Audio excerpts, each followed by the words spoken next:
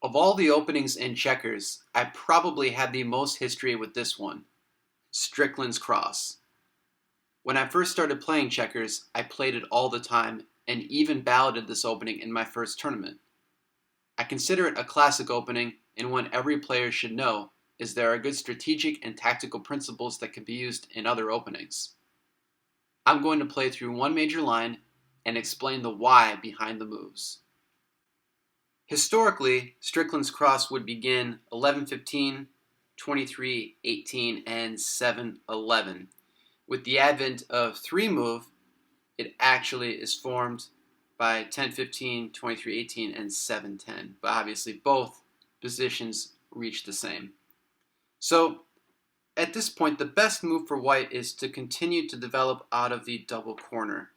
If white moves the apex piece, mirroring what red does, then the best reply is actually 10-14 next for red instead of the natural 3-7. But if the better 27-23 is played, then the 3-7 development is best.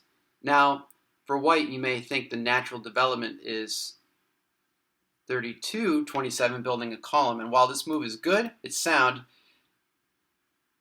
the better move, in my preference, is actually this side move, 24-20. Now, I know I've talked about in the past how side moves are not as good as center capturing moves, but I'm going to show you why this move is actually the strongest, because what it does is that it allows red to take this center square, which is what white wants to happen here. So red does that by moving here. And now white is going to capture a share of the center by moving here next.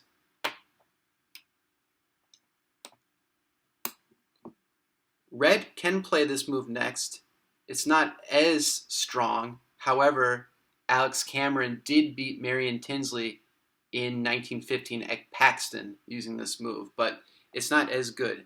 Instead, the 7-11 runoff is best. Now, instead of white going here next as a follow-up, white waits with this move here, and I'm sure some of you are already seeing the triple jump that is about to happen.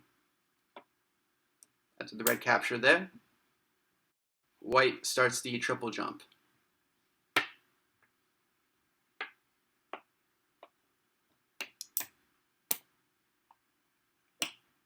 And this is the general landing in this opening. Now the best move for white next is to go here, stopping 9-13, because then the white piece would be on this square and really restricting these three pieces from moving anywhere. So instead, red goes here to start to develop out of its double corner. And now white goes 25-21, stopping 9-13, because then white can go 17-14 next, and again exchange and get into the king row there. So now there's a couple different preferences of moves. I like this move next, building a blockade here on the third row. White goes here, and now it's really a matter of opinion. You can wait here first for red, or I think this is a more natural approach, going toward the center of the board. And if this happens, white can exchange it off.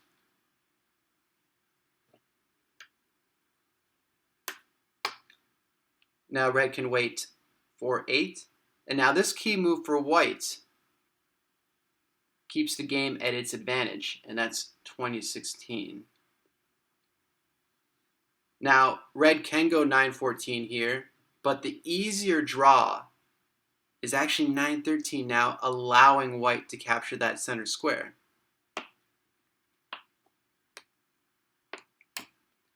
And now red is going to make a trek into the opposing king row. However, white goes here next.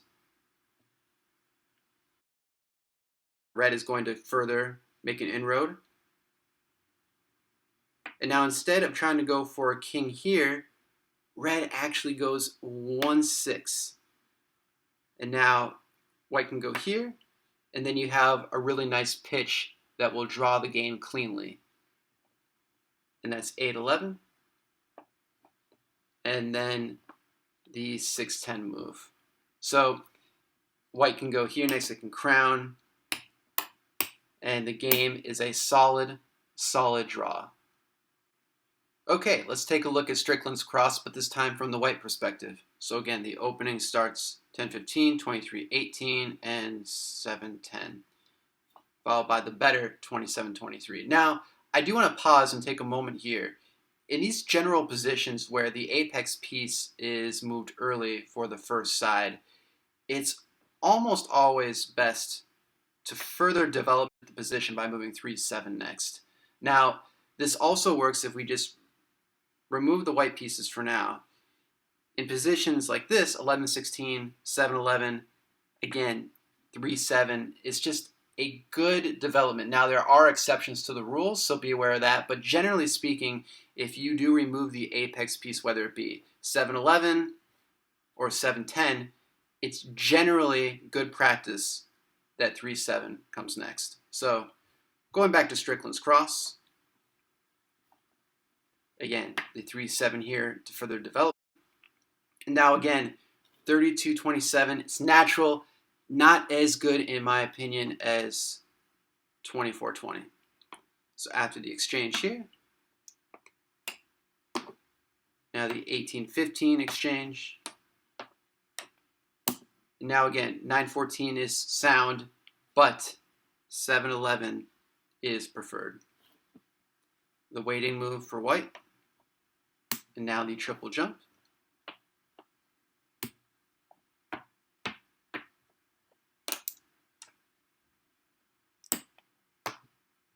And now again, this 21-17 move really restricting red here.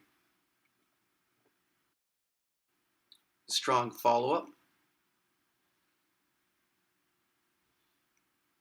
Now again, either way, red can go 11-15 or 4-8 next. I think 11-15 is a little bit more natural, but it all works out the same.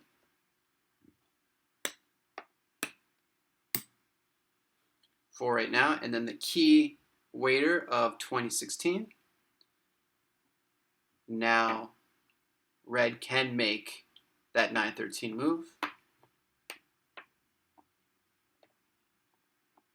Best to go 29-25 here. Now instead of making more progress here, the key 1-6.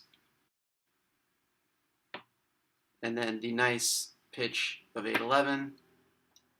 And then the solid draw. So that's just one major line in Strickland's cross. Again, it was my favorite early on, and I enjoyed success with both sides. I'd be interested to know how many of you like this opening and get your thoughts on it. Thanks, as always, for watching.